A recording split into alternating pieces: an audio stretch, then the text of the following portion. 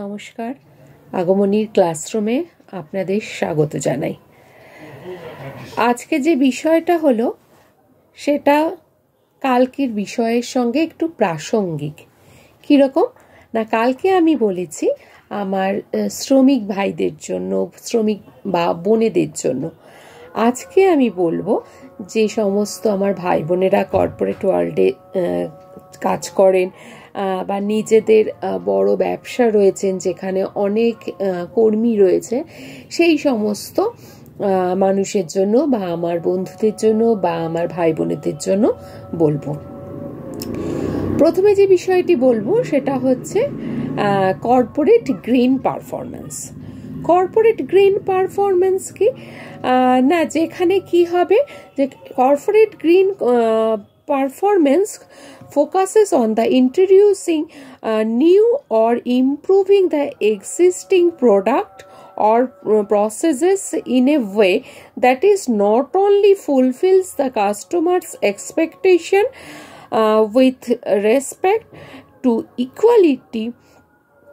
equally but also results in improved environmental performance। অর্থাৎ কি বলা হচ্ছে না, তাদের যে সমস্ত প্রোডাক্ট রয়েছে, হ্যাঁ, বা তারা যে প্রসেসে কাজ করবে, সেই প্রসেসটাকে অনেকটা উন্নত করবে, যাতে করে না ওটা পরিবেশের ক্ষতি না করে উল্টে পরিবেশের উপকার করে এবং পণ্যগুলো পরিবেশ বান্ধব হয়, পদ্ধতিগুলো অনেক বেশি গ্রহণযোগ্য হয় পরিবেশের জন্য, মানুষের জন্য বা অন্যান্য জীবেদের জন্য।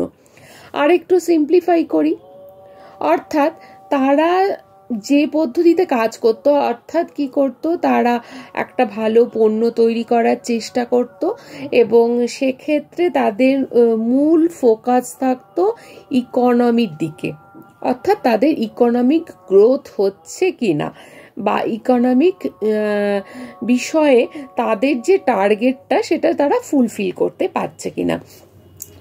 কিন্তু এক্ষেত্রে বলা হচ্ছে কর্পোরেট গ্রিন পারফরমেন্সের ক্ষেত্রে যে আপনার যে প্রোডাক্টটা আছে সেই প্রোডাক্টের কোয়ালিটি বাড়ান, বা সেইটা যদি খুব ভালো মানের প্রোডাক্ট হয়ে থাকে তাহলে সেটা মেনটেন করুন।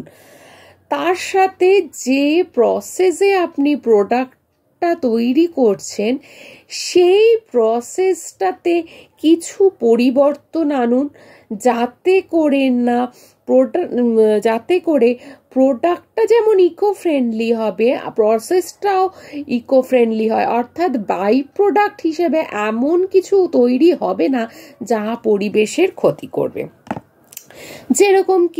যেরকম না কোনো গ্রিন হাউস গ্যাস, অর্থাৎ গ্রিন হাউস গ্যাসের মধ্যে কার্বনের অক্সাইড, সালফারের অক্সাইড, মিথেন, এই সমস্তগুলো আর কি তৈরি হবে না, বেশি একটা ওয়েস্ট জেনারেট করবে না, হ্যাঁ।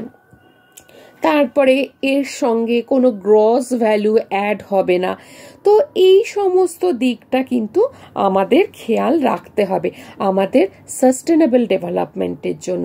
অর্থাৎ আপনি যে ইকোনমিক গ্রোথের জন্য ব্যবসাটা করছেন সেটা ইকোনমিক গ্রোথ না করে ইকোনমিক ডেভেলপমেন্টে কনভার্ট করুন। গ্রোথ কিন্তু সাময়িক, হ্যাঁ, কিন্তু যেটা যদি আপনি ইকোনমিক ডেভেলপমেন্টের দিকে নিয়ে যান, যেটা সাস্টেনেবিলিটি থাকবে, সেটা কিন্তু পার্মানেন্ট। তো সেই বিষয়টা আনার জন্যই কিন্তু এই পদ্ধতিটাকে আপন করে নিতে বলা হচ্ছে।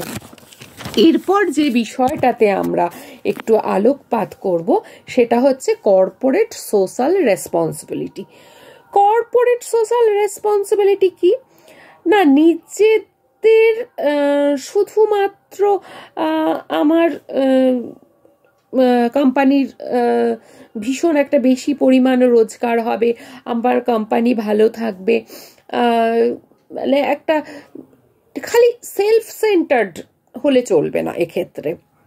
অর্থাৎ কি না, আপনার যেরকম কোম্পানির বেটারমেন্টের বিষয়ে আপনাকে চিন্তা করতে হবে, আপনার নিজের ইকোনমিক ডেভেলপমেন্ট, আমি গ্রোথ বলবো না যেহেতু সাস্টেইন করার কথা বলছি আমি, তো ইকোনমিক ডেভেলপমেন্ট যেভাবে আপনি তৈরি করবেন, একইভাবে আপনার যে কর্মীরা আছে তাদেরও যাতে ইকোনমিক ডেভেলপমেন্ট হয় সেই রেসপন্সিবিলিটিটা নেবেন। সোশ্যাল চেঞ্জেস আছে অবশ্যই পজিটিভ দিকে, সেই রেসপন্সিবিলিটিটা নেবেন। তার সাথে সাথে নেবেন যে এনভায়রনমেন্টাল চেঞ্জেস, অর্থাৎ সেটিও পজিটিভ দিকে, মানে চেষ্টা করবেন পরিবেশকে যতটা সম্ভব আপনার কারণে দূষণ মুক্ত রাখা। অর্থাৎ আপনি কিন্তু পরিবেশকে কোনোভাবে, আপনার কারণে যেন পরিবেশ কোনোভাবে দূষিত না হয়, দূষণ মুক্ত থাকে পরিবেশ, হ্যাঁ, সেই ব্যবস্থাটা কিন্তু আপনাকে করতে হবে এবং এটি এথিক্যালি করতে হবে, একদম নৈতিকভাবে। যে আমি আমার নীতি, যেমন আপনার নীতি যেমন আপনাকে গাইড করে যে আপনি খারাপ কাজ করবেন না, খারাপের সঙ্গে থাকবেন না, হ্যাঁ, কোনো অনৈতিক কাজের সঙ্গে আপনি থাকবেন না, তো সেই রকম আপনার নীতিটাকে আপনি একেবারে পরিবেশের প্রতি দায়বদ্ধ করুন, সামাজিক উন্নতির জন্য দায়বদ্ধ করুন, যে না আমি কোনো পরিবেশের ক্ষতি হতে দেব না। আমার হয়তো সাময়িক একটু লাভ হবে, বা হয়তো পরিবেশের জন্য কাজ করতে গেলে সাময়িক একটু ক্ষতি হবে, কিন্তু ওই ক্ষতিটা কিন্তু সাময়িকই, তারপর দেখা যাবে একটা হিউজ মুনাফার আপনি সম্মুখীন হচ্ছেন, সেটা আপনার কাছে কিন্তু অনেক বড়, আপনার মানে ভীষণ ভীষণ ভীষণ আপনি ওই বিষয়টাতে কিন্তু খুশি হবেন তখন। তো আপনার ইকোনমিক ডেভেলপমেন্টকে সাস্টেইন করানোর জন্য সোশ্যাল ইমপ্রুভমেন্ট, এনভায়রনমেন্টাল ইমপ্রুভমেন্ট ভীষণ রকম জরুরি।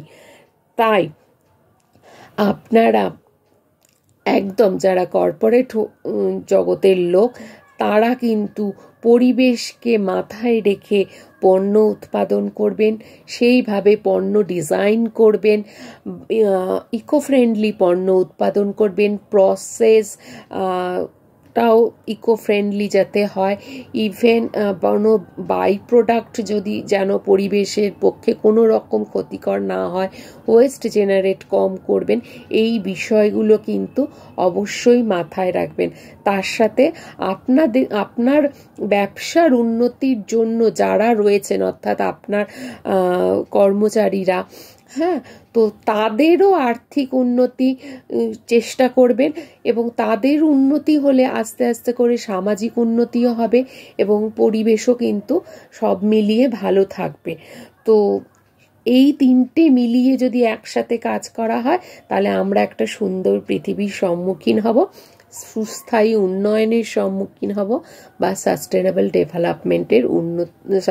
ডেভেলপমেন্টের সম্মুখীন হব।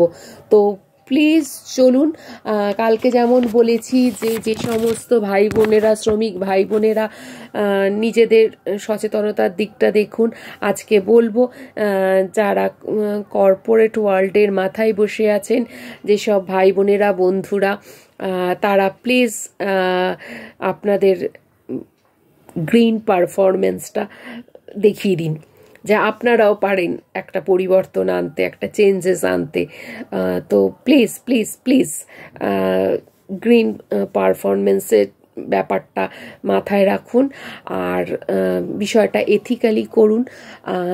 আর যদি এনভায়রনমেন্টাল এথিক্স সম্বন্ধে একটু জানতে ইচ্ছে করে, তো আমার চ্যানেলটা সাবস্ক্রাইব করে নিন, পাশে বেল আইকনটা একটু টিপে দিন, নতুন ভিডিওগুলো পেয়ে যাবেন।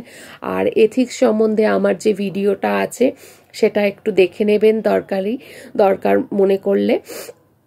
তো প্লিজ এথিক্যালি গ্রিন পারফরমেন্সের দিকে আপনারা এগিয়ে চলুন।